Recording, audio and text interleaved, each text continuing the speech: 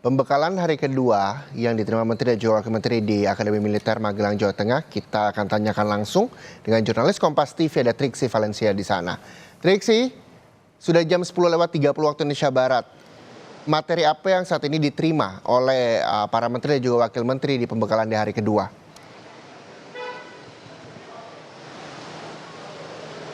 Triksi. Iya Reza, tadi kalau kami mengkonfirmasi ataupun juga mendapatkan sedikit bocoran dari salah satu jajaran Menteri Kabinet Merah Putih yang ada di dalam menyebutkan bahwa saat ini sedang menerima pengarahan dari Menteri Keuangan, yakni Sri Mulyani. Kalau kita melihat jadwal sebenarnya ternyata ada perubahan, Reza dan juga saudara. Kalau kemarin harusnya membahas terkait dengan anggaran, perencanaan ataupun juga rancangan anggaran, tapi ternyata ditukar. Jadi hari ini yang membahas terkait dengan perencanaan anggaran, perancangan, termasuk juga strategi. Nah, jadi kalau tadi kami melihat dari satu dokumentasi foto, memang di situ terlihat ada gambar ataupun juga terlihat foto dari Menteri Keuangan Sri Mulyani yang di belakangnya ini menunjukkan layar terkait dengan pelaksanaan dan juga penyelenggaraan anggaran. Nah, dalam layar tersebut sedang dijelaskan nampaknya terkait dengan total pagu dipa belanja Kementerian Lembaga tahun 2024. Sampai juga ada juga belanja Kementerian dan Luar Negeri sampai dengan Desember 2024. Nah, ini nampaknya sedang dipaparkan dari Kementerian Keuangan terkait dengan bagaimana di pemerintahan Presiden Joko Widodo sebelumnya keuangan, kemudian juga pendapatan, belanja, pengeluaran, yang karena memang ini dalam masa transisi sehingga perlu ada perencanaan ataupun juga nanti dilihat kembali apa yang perlu diperbaiki, apa yang kemudian harus dimitigasi ataupun juga diantisipasi, maupun juga apa strategi-strategi untuk bisa mencapai target-target. Kalau kita melihat juga dari target yang disampaikan, memang disebutkan ini ada target menaikkan perekonomian sebesar 6-8%. Lalu kemudian juga kalau kita berbicara tentang keuangan, tidak menutup kemungkinan bahwa ada sekali perencanaan-perencanaan terkait dengan pelaksanaan program-program prioritas, seperti misalnya makan bergizi, lalu kemudian juga ada hilirisasi, food estate. Ini yang setidaknya 3 hal ataupun juga komponen yang kemudian tentu bisa memakan anggaran yang cukup besar, sehingga memang memerlukan perencanaan ataupun juga perincian lebih lanjut untuk bisa terrealisasi ataupun juga bisa terlaksana. Kemudian juga kalau kita melihat dari susunan kementerian, akan banyak sekali tugas-tugas ataupun juga program-program yang akan dibuat, program-program baru dari kementerian-kementerian baru, sehingga tentu saja ini membutuhkan perhitungan ataupun juga perencanaan terkait dengan anggaran yang bisa digunakan, apa yang harus menjadi pemasukan, maupun juga batasan-batasan yang harus diperhatikan oleh kementerian-kementerian tersebut.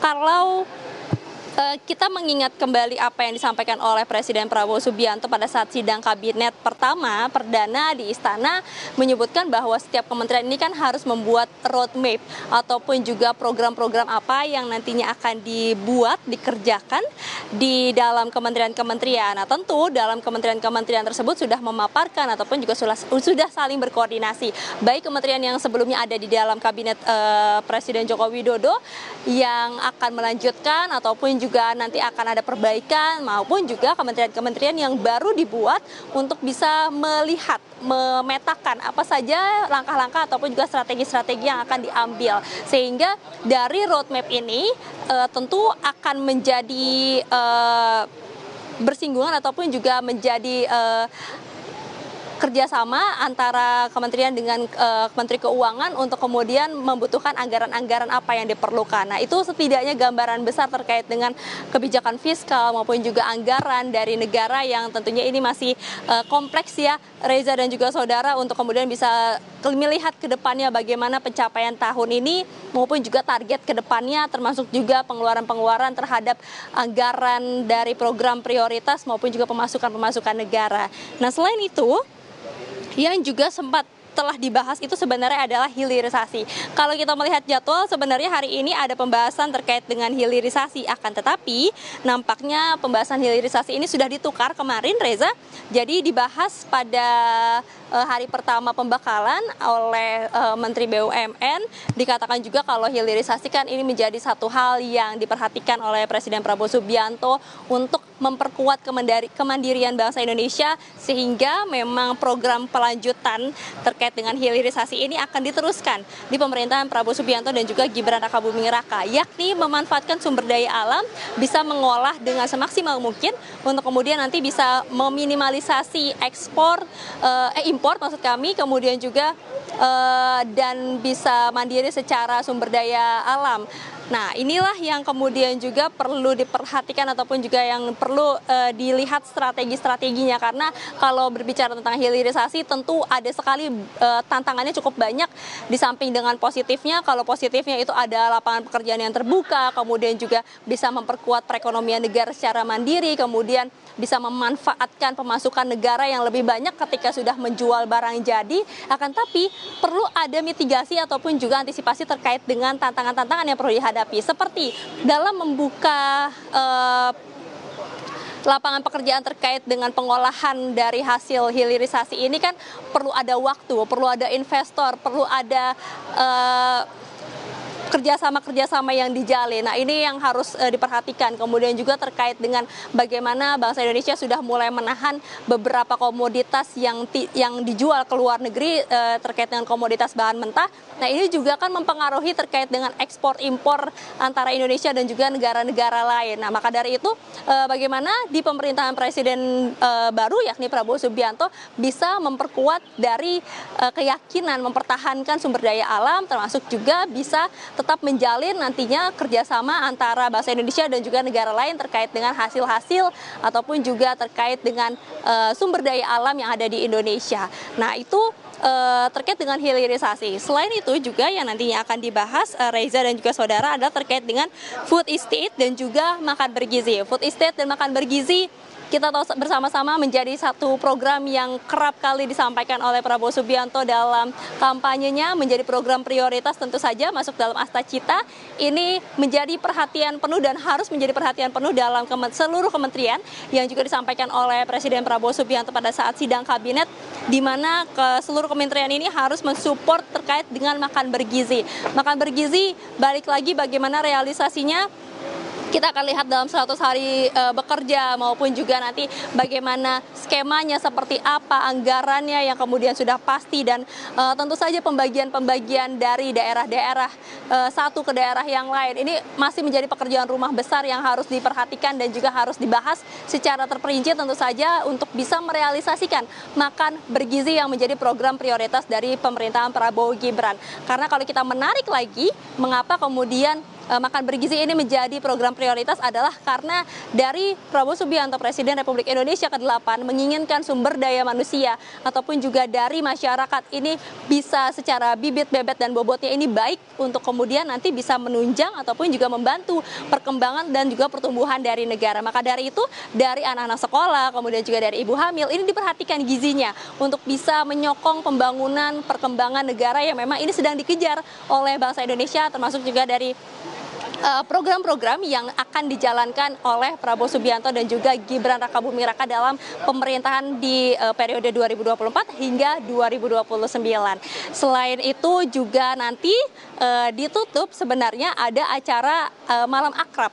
Nah, ini menarik sekali Reza dan juga saudara, karena di Malam Akrab ini tentu saja ada hal-hal yang lebih santai dibandingkan dengan kegiatan-kegiatan pemberian materi ataupun juga terkait dengan pembekalan. Kalau kita melihat yang kemarin ya, hari pertama Reza dan juga saudara, bagaimana di senja ataupun juga di parade senja ini juga banyak sekali hal-hal yang kita lihat ataupun juga momen-momen unik yang bisa kita dapatkan dari sebenarnya Prabowo Subianto, Presiden Republik Indonesia, ini hujan-hujanan menyapa ataupun juga mengecek pasukan, lalu kemudian juga mengajak sejumlah Menko ataupun juga jenderal-jenderal untuk bisa memberikan hormat kepada para taruna Akademi Militer yang memberikan penampilan terbaik ketika parade senja, sampai juga dengan malam akrab yang seusai gala dinner.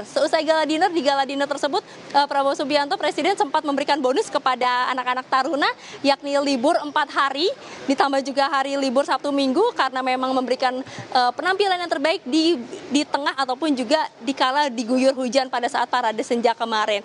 Dan juga kemudian kita melihat bagaimana ada keakraban antara satu menteri dan juga menteri lainnya maupun juga wakil menteri dan staf-staf khusus lainnya ya yang bernyanyi bersama seusai dari makan malam. Jadi untuk malam hari ini kalau ada agendanya adalah malam akrab atau keakraban, tentu bisa kita bayangkan bagaimana nanti ada kegiatan ataupun juga aktivitas yang lebih seru untuk bisa memperkuat soliditas, untuk bisa mensinkronkan dari para jajaran di Kabinet Merah Putih ini.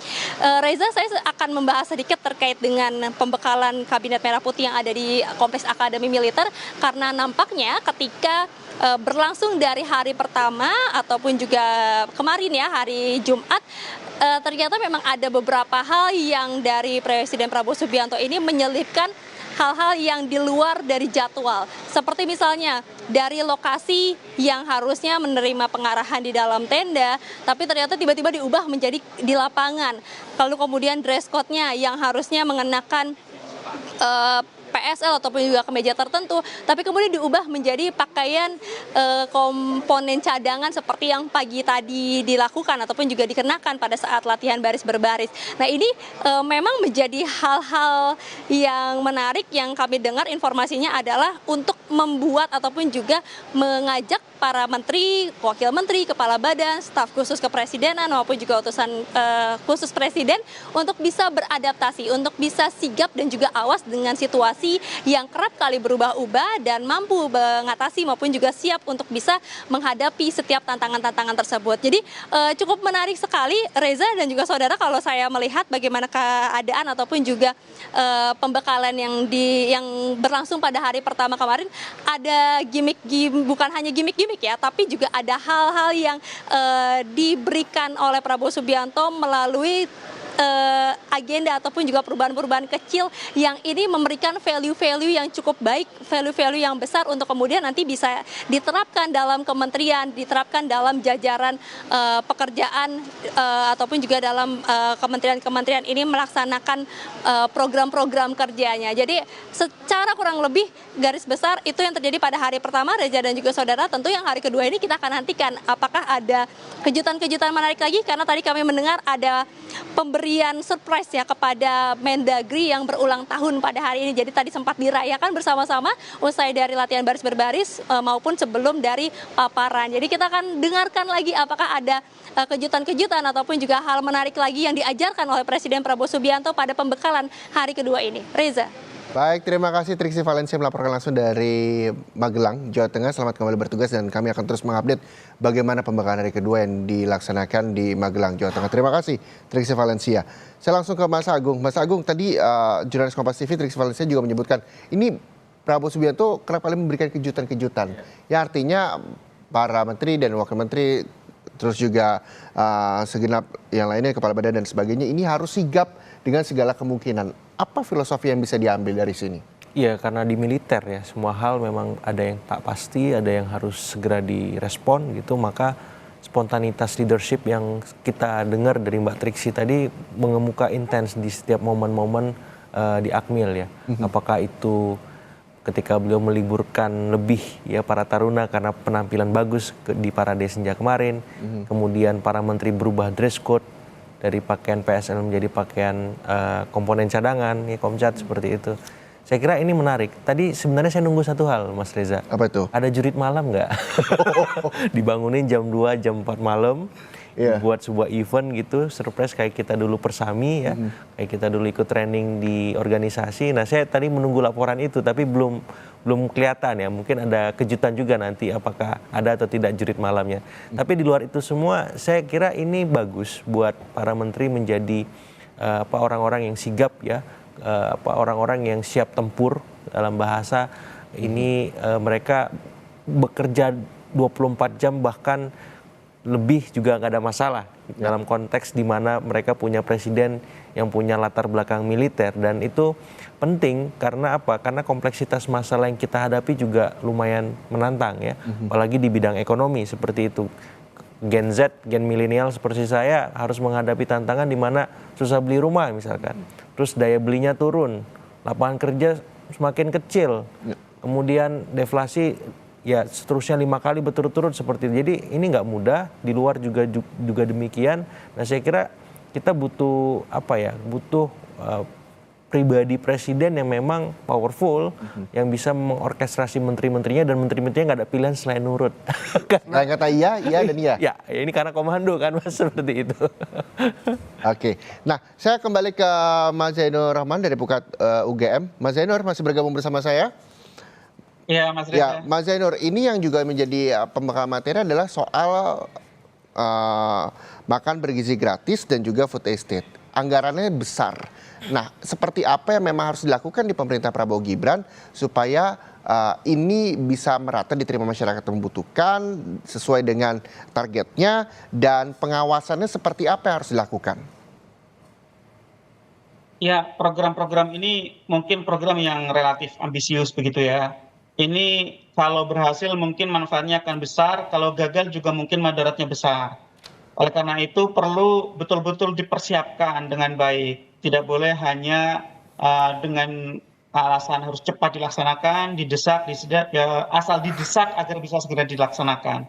Ini butuh perencanaan, butuh instrumen pengawasan, butuh pengujian, butuh ruang pengawasan dari masyarakat, yaitu bentuk-bentuk partisipasi masyarakat. Karena masyarakatlah yang tahu ya apakah program-program ini di lapangan berjalan dengan baik atau justru banyak terjadi korupsi.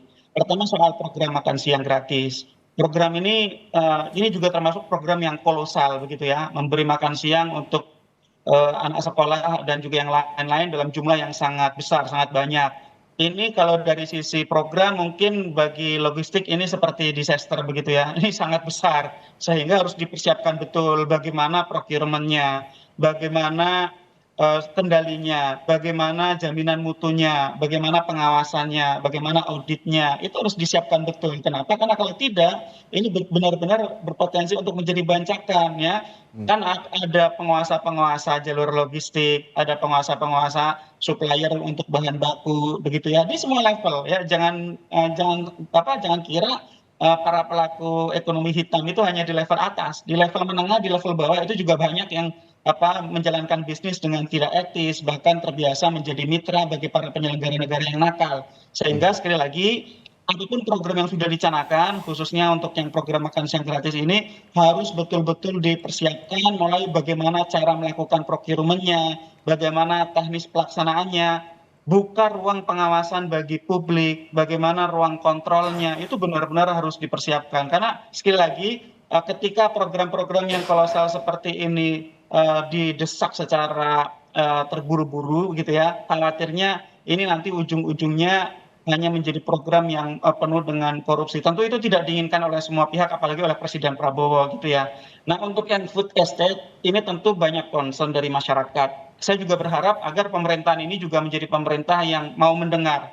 Ya, meskipun sudah dicanangkan sedemikian banyak program termasuk food estate, tetapi saya berharap pemerintah mendengar suara-suara yang kritis, termasuk misalnya yang mempersoalkan ketika food estate di masa pemerintahan Presiden SBY, dulu ada MIFE, di masa Presiden Jokowi ada food estate, sekarang dilanjutkan lagi oleh Presiden Prabowo.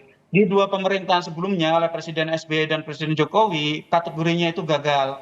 Sehingga harus ada pembelajaran agar kegagalan ini tidak terulang, gitu ya. Nah, kegagalan ini madaratnya sangat besar ya, too big to fail gitu ya. Kenapa? Karena ini merusak lingkungan hidup, mengubah pola hidup masyarakat, merampas dan menggeser ruang hidup masyarakat adat dan seterusnya. Tentu ada banyak tantangan gitu ya, sehingga itu harus benar-benar ada studi terhadap yang terdahulu, kemudian dipelajari bagaimana baiknya ke depan agar ke depan bisa berhasil, agar ke depan bisa mereduksi unintended consequences yang itu dampaknya biasanya selalu ditimpakan kepada rakyat, agar itu bisa dimitigasi sejak awal, memang benar-benar untuk tujuan memenuhi kemandirian pangan, juga untuk mewujudkan kesejahteraan masyarakat, bukan sekadar untuk memberi ruang bisnis bagi para pelaku bisnis besar atau biasa disebut sebagai oligarki. Jadi saya berharap betul agar program-program kolosal ini dipersiapkan, selalu dibuat kartu pengamannya, dan dibuka ruang bagi masyarakat untuk bisa ikut serta melakukan pengawasan, untuk melakukan kontrol, dan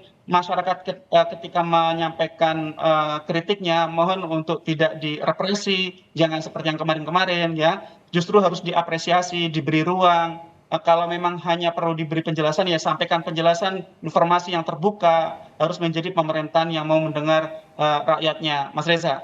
Baik, ini juga menjadi perhatian bagi pemerintah Prabowo Gibran bahwa pemberian ruang untuk masyarakat untuk terus mengawasi juga cukup penting dilakukan untuk menghindari dari yang namanya korupsi. Begitu.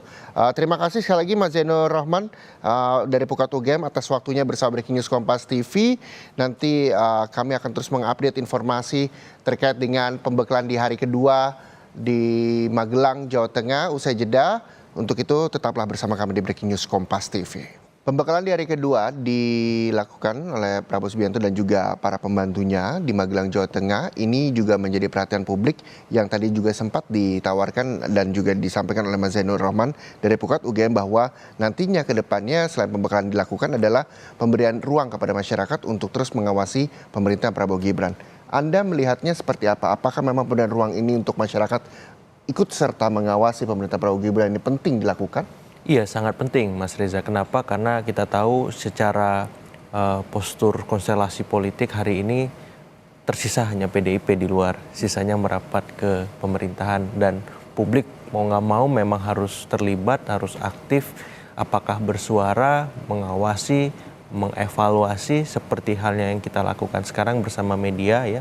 Bisa jadi nanti sama teman-teman LSM, NGO, kampus, tokoh masyarakat, tokoh agama, agar apa? Agar pemerintahan ini benar-benar berjalan pada relnya, sesuai dengan aturan, koridor, etika, dan seterusnya. Karena ini penting. Kemarin di masa Presiden Jokowi, hal-hal semacam itu kurang dalam, kurang rutin kita lakukan. Tapi kemudian itu mengalami semacam rebound ketika ada revisi Undang-Undang Pilkada. Dan momen itu saya kira harus terus kita lakukan. Tapi dalam artian yang konstruktif, objektif, dan benar-benar kita memberikan arahan-arahan kritik yang sifatnya membangun. Bukan asal beda, bukan asal lawan, asal tolak, tapi ujungnya nggak jelas. Nah, kita nggak mau seperti itu sikap-sikap kritis yang akan kita lakukan. Dan saya berharap memang kabinet ini bisa menularkan dua hal. Pertama, bisa membuat sejarah sebagaimana arahan Pak Prabowo rutin membuat tradisi baru. Yang kedua, bisa menghadirkan masa depan. Dan sejarah dan masa depan ini punya ruang yang cukup besar di masa pemerintahan Pak Prabowo, dan saya kira ini waktunya Pak Prabowo menunjukkan bahwa dia presiden yang beda dari 7 presiden sebelumnya. Seperti itu yang memang menjadi pembeda presiden saat ini Prabowo dan juga presiden lainnya, yang kita berharap juga masyarakat juga bisa ikut serta untuk membangun bangsa, untuk mewujudkan Indonesia Emas 2045 ke depan. Terima kasih sekali lagi Mas Agung Baskoro, pengamat politik yang telah bergabung bersama saya di studio Rens Kompas TV di Breaking News Kompas TV. Terima kasih sekali lagi atas waktunya. Dan saudara, usai sudah Breaking News Kompas TV, untuk itu saya Muhammad Syarza pamit undur diri. Terima kasih. Sampai jumpa.